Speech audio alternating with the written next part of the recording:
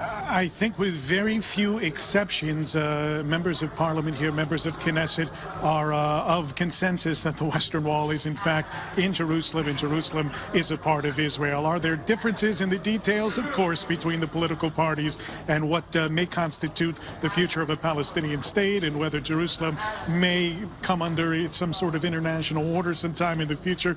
Those are details, but the vast, vast majority of members of parliament here are vehemently in agreement that the Western Wall is part of Jerusalem. Jerusalem is the capital of Israel, period, nekuda, end of story. And so there is certainly consternation in that, not so much that the United States hasn't recognized the same policy that Israelis prefer, but that Donald Trump said, we're going to change it.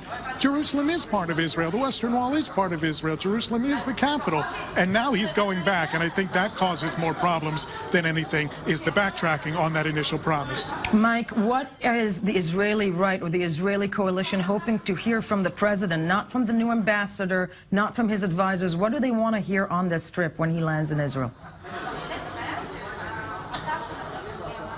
I'm not so sure what he wants to hear is what he doesn't want to hear. I think Benjamin Netanyahu is concerned that Donald Trump may spring a surprise on him and could even do it in public, in the limited public time that they're going to have together. I think Benjamin Netanyahu wants Donald Trump to listen more than to talk right now, to understand, because it's very, very apparent Donald Trump doesn't understand a lot of things about this region, a lot of things about the U.S.-Israeli relationship, and that's becoming apparent more by the day. So I think Benjamin Netanyahu, more than anything, will stress to Donald Trump, listen, these are the facts as they exist. This is what's going on in this region. You have to understand the context of what's happening here rather than little bits and pieces of what you're picking up from the people around you.